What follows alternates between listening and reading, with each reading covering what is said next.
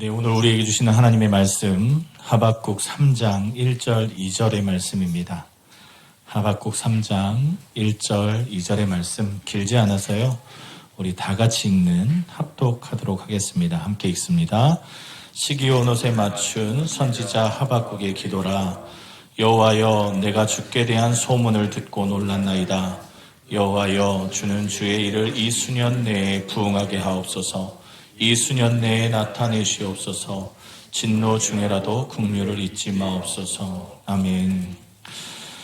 설교를 준비하면서 이 설교 오랜만에 설교 준비하면서 마음에 막 갈등이 있는 설교를 준비했습니다. 왜냐하면 이게 제 소원하는 바와 좀 다른 설교이기 때문입니다. 저는 제 소망하는 바는 우리 교회가 부흥하는 겁니다.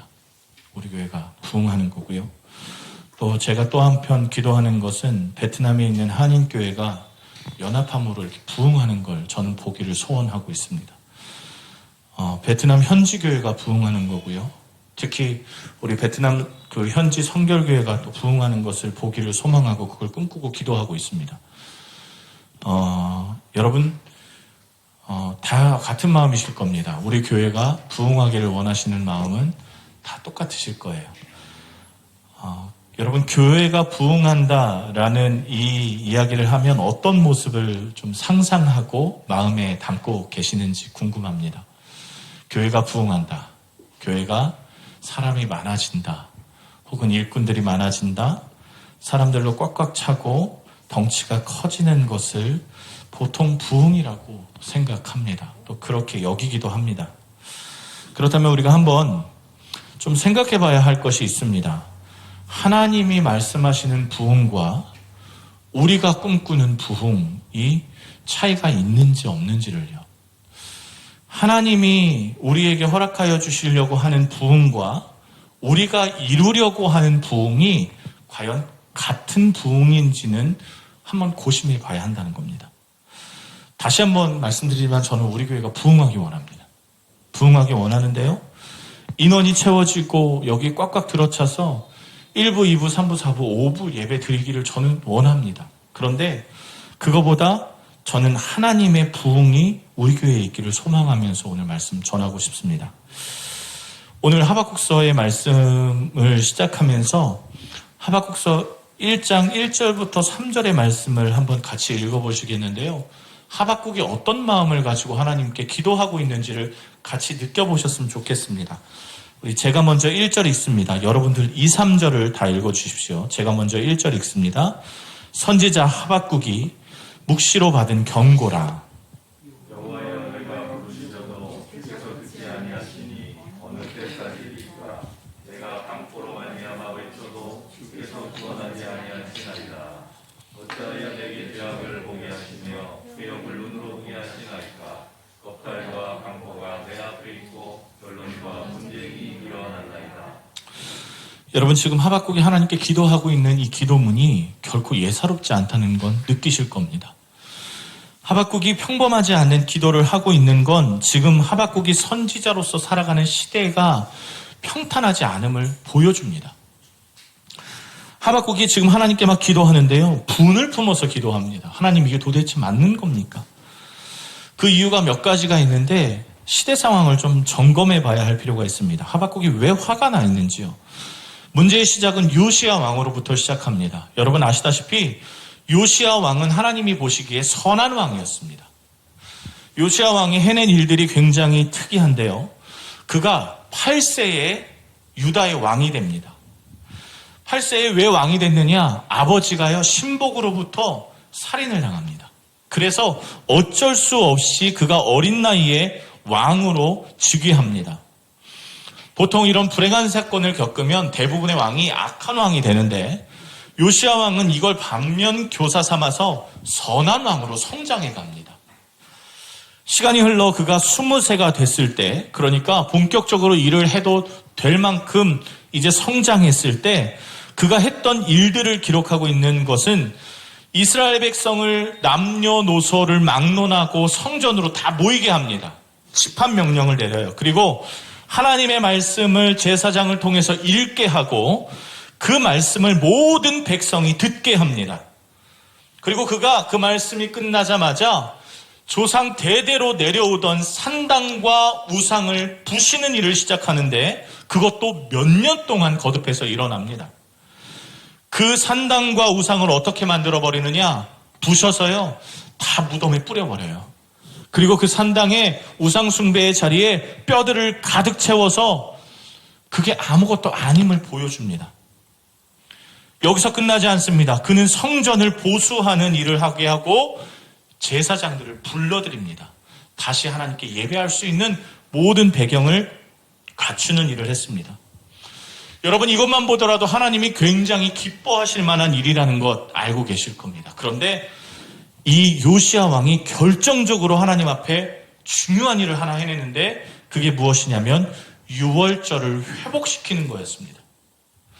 여러분, 유월절 회복이 무엇입니까? 저번 주에 설교에 말씀드렸는데 10가지 재앙 중 마지막 재앙, 출애굽을 시키시기 위한 10가지 재앙 중 마지막 재앙, 즉 죽음이 넘어가게 하는 것. 어린 양의 피를 문 사방의 발놈으로 인해서 순종하는 자가 죽음에서 구원받는 것, 그게 유월절 아니겠습니까? 하나님께서 모세에게 명령하십니다. 이 사건을 매일매일 기념하라. 매년마다 기념하라. 출애굽기 13장 14절에요.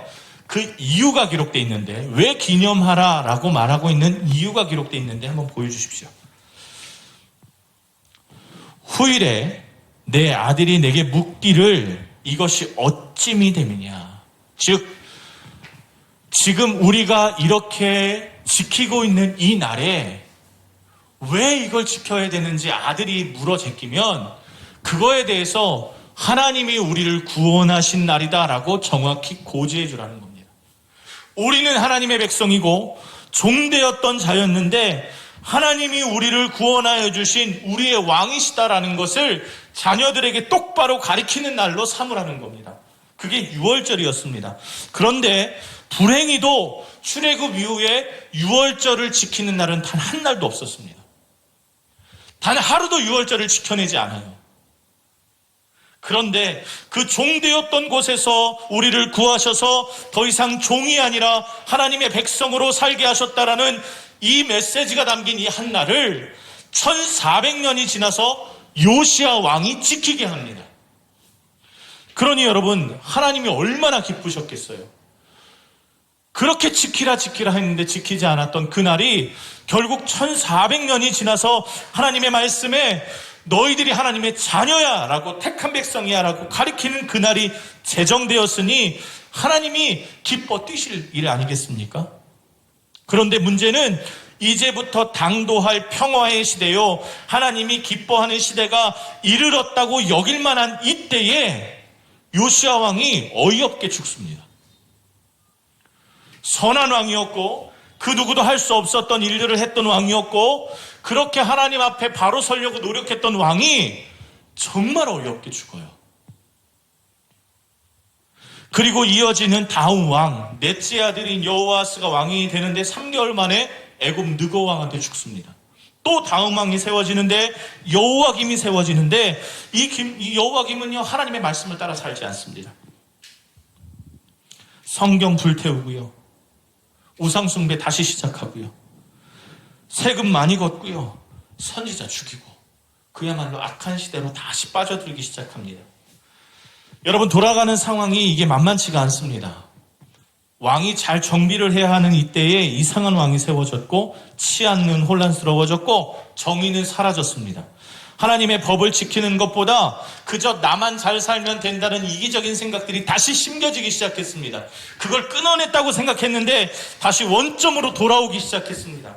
이 상황 가운데 하박국 선지자가 기도한 게 오늘 이 말씀입니다. 하나님, 이게 말이나 되는 일입니까? 하나님, 눈은 있으십니까? 하나님, 보기는 하시는 겁니까? 하나님, 도대체 정의가 있는 겁니까? 하나님, 왜 저들을 보고 가만히 계십니까?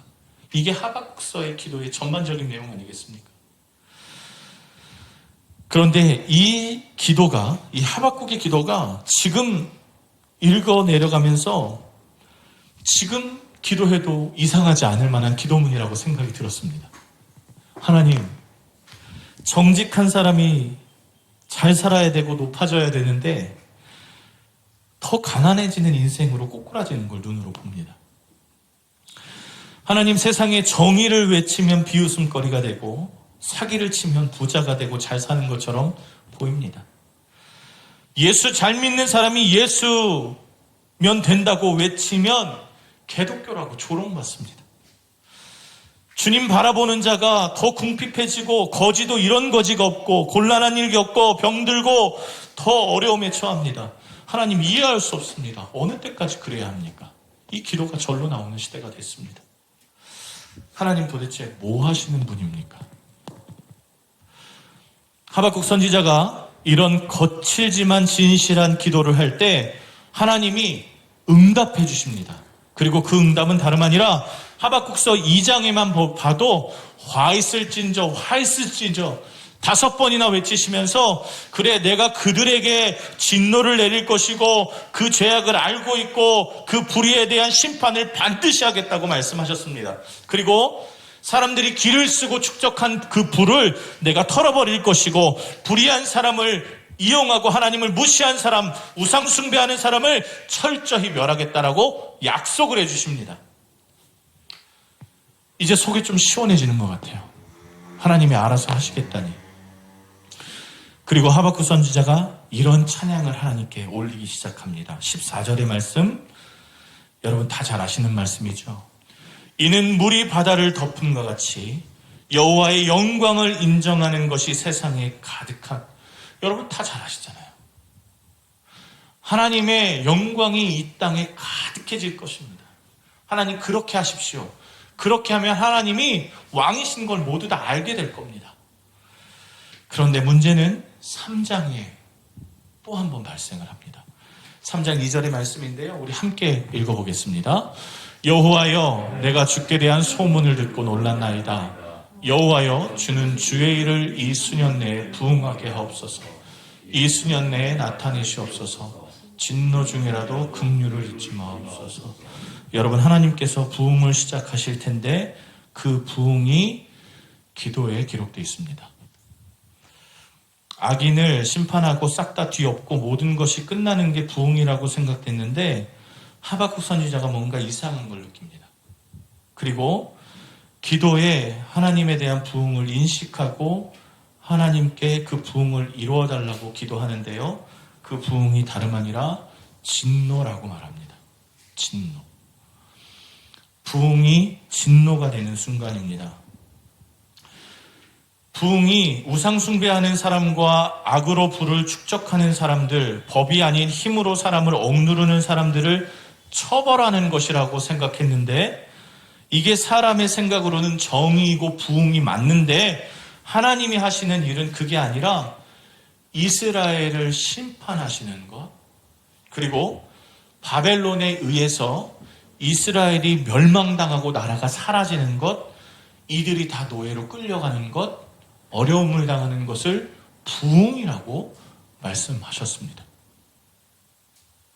그리고 선지자는 하나님의 계획을 깨닫고 하나님 그것이 일어날 것을 소원합니다. 그런데 진노 중에라도 긍휼은 잊지 말아 주십시오. 그렇게 기도합니다. 하나님 부흥케 하실 텐데 그 부흥이 진노인 것을 깨달았습니다. 그런데 그 진노 중에 살려주십시오. 기도합니다.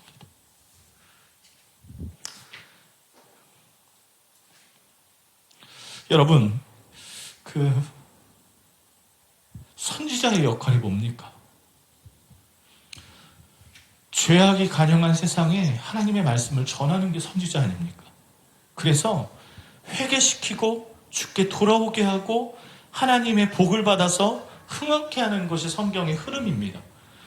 그런데 하박국 선지자는 지금 정반대로 흘러가는 이 상황 가운데 기도해야 되는데 하나님 안 됩니다. 그거 아니잖아요.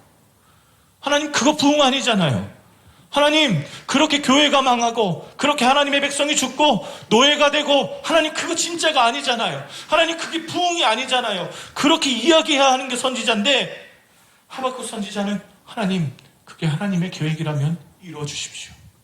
그러나 하나님 그 가운데에 하나님의 긍휼은 거두지 말아 주십시오. 그렇게 기도하고 있습니다.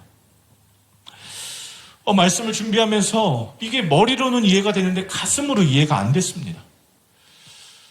이게 저는 지금 이스라엘이 우리 교회라고 생각이 되는 거예요.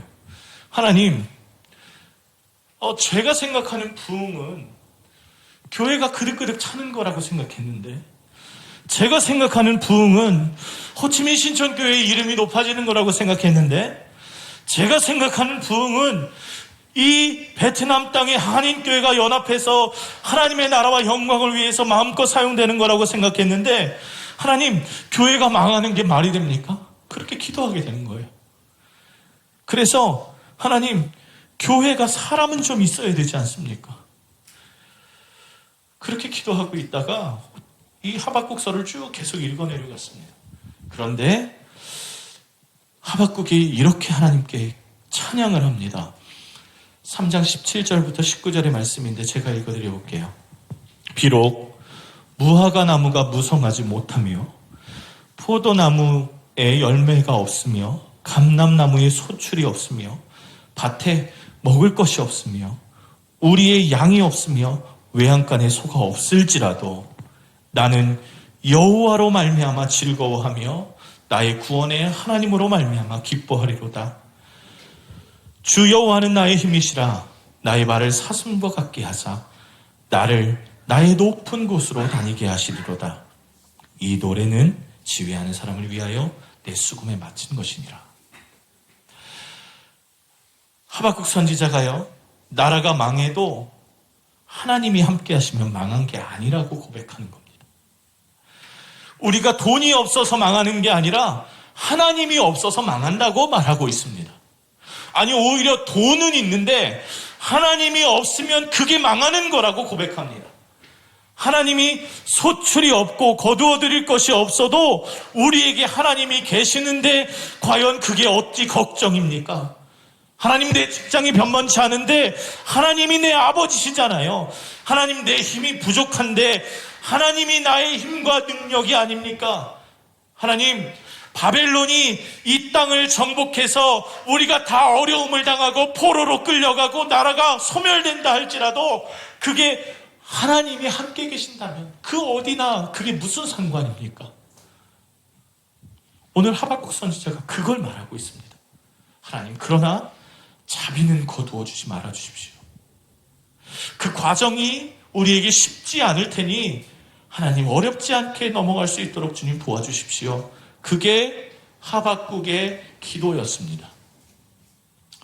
결국 하박국 선지자는요, 일어나는 현상에 주목하는 자가 아니라 하나님의 주권을 바라보는 자였습니다.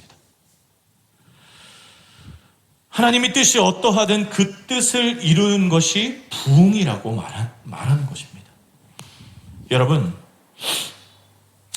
지금 이 시대에 필요한 것이 과연 무엇일까요? 과연 이 시대에 우리에게 이루어져야 할 부흥이 무엇일까요? 우리 교회가 받아야 할 부흥은 무엇일까요? 요즘 교회의 능력은 교인들의 숫자와 재정 능력에 있다라고 말은 하지 않지만 그렇게 여기는 시대입니다. 그렇게 말하지는 않아요. 우리 교단도요, 교회를 어떻게 나열하는 줄 아십니까? 교회 재정으로 1위부터 500위까지 끊을 리스트가 있습니다.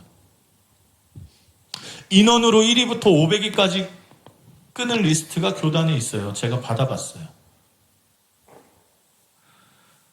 그게 나쁜 게 아니라 교회를 평가하는 것들이 조금씩 바뀌어가고 있습니다. 이게 복이라고 여기는 게 나쁜 겁니다. 오늘날 하나님을 인정해야 하는 목회자가, 하나님께 무릎 꿇어야 하는 목회자가, 하나님을 높여야 하는 목회자가요, 대형 교회만 쫓아다닙니다. 이거 큰일 날 일 아니겠습니까? 예배는요, 무언가 임팩트가 있고 감동적이고 재미가 있어야 된다라고 생각합니다. 저는 우리 교회에 많은 분들이 나와서 함께 예배하기를 소원하고 예배가 감격이 있고 눈물이 뚝뚝 떨어지고 막 기쁨이 있기를 원하지만, 여러분, 하나님의 뜻이 그게 아니라면 그건 부흥이 아니죠. 그러나 하나님의 영광도 아니고 하나님의 뜻도 아닌 이 모든 것을 버리고 하나님, 제가 주님의 뜻에 따라가겠습니다. 하나님이 원하시는 것이 무엇인지 알길 원합니다. 제가 따라가겠습니다. 물질주의 속에, 세속주의 속에 매몰되지 않고 하나님께서 원하심을 따라가는 교회가 되기를 원합니다. 그렇게 기도하는 교회, 사람이 부흥하는 민족, 부흥하는 교회, 부흥하는 개인이 아니겠습니까? 여러분, 개인의 부흥은 또 무엇일까요? 부자 되고 자녀 잘 되고 성공하고 명예가 올라가는 거 다 좋습니다. 그거 복은 맞습니다. 그런데 이런 것들이 오히려 하나님의 뜻을 선명하게 보지 못하게 한다면 그건 복이기보단 저주에 가깝습니다. 부흥이 아니라 망하는 겁니다. 여러분, 진짜 부흥은 우리 교회와 여러분 개인이 하나님의 뜻을 정확히 알고 그 뜻대로 사명을 이루어 나가는 것이 부흥입니다. 비록 소출이 없는 포도나무처럼 재정이 빈곤하고 외양간이 없는 소처럼 성도가 적어서 어려움을 당해도 하나님이면 됩니다. 하나님이면 감사합니다. 하나님이 원하시는 것을 따라갑니다. 여러분, 이게 부흥 아니겠습니까? 말씀 정리하겠습니다. 사랑하는 여러분, 부흥은 주님 따라가는 겁니다. 믿으시지요? 네. 부흥은 사람의 숫자에 갈리지 않습니다. 재정이 많고 적음에 뜻하지 않습니다. 부흥은 하나님의 뜻에 따라가고 있는지 아닌지를 따라 결정이 됩니다. 여러분, 기도해 주십시오. 우리 교회가 또 저와 여러분이 계신 이 베트남 땅이 하나님의 부흥을 경험하게 도와주십시오. 하나님, 끝까지 정신 차리고 하나님 따라가게 도와주십시오. 교회 좀 부흥했다고 거들먹거리고, 교회 좀 사람 좀 모였다고 어깨에 힘들어가고, 교회 좀 재정이 많아졌다고 그렇게 거들먹거리는 목사가 아니라 정말 하나님 앞에 빈곤하게 갈급한 마음으로 부르짖는 목사 되게 해달라고 기도해 주십시오. 교회가 그렇게 하나님 앞에 연합하게 해달라고 기도해 주셔야 됩니다. 그게 여러분 부흥의 시작입니다. 하나님 도와주십시오. 들을 귀가 열리지 않아서 부흥의 도구가 되지 못하는 그런 연약한 자가 아니라 하나님, 영의 눈과 영의 귀를 여셔서 하나님이 원하시는 것을 구분하고 이 시대와 때에 맞지 않는다고 하지만 주님의 뜻이 이 땅에 이루어지기를 소원하고 나아가는 주의 백성이 일어나게 해주십시오. 여러분, 우리 이런 기도해야 됩니다. 이것이 부흥의 시작이고 그것이 부흥의 기도입니다. 그렇게 마음 다해서 하나님 앞에 우리의 마음을 고정했을 때 물이 바다 덮음같이 여호와를 인정하는 것이 세상에 가득해지는 걸 볼 수 있는 겁니다. 여러분, 우리와 이 베트남 땅이, 교회와 베트남 교회가 여전히 하나님의 부흥을 맛볼 수 있는 시대임을 또 여러분이 되시기를 주의 이름으로 축복합니다. 이 시간 함께 기도하고 찬양하고 나아가겠습니다. 보소서 주님, 내 마음에 선한 것 하나 없습니다. 그러나 주님,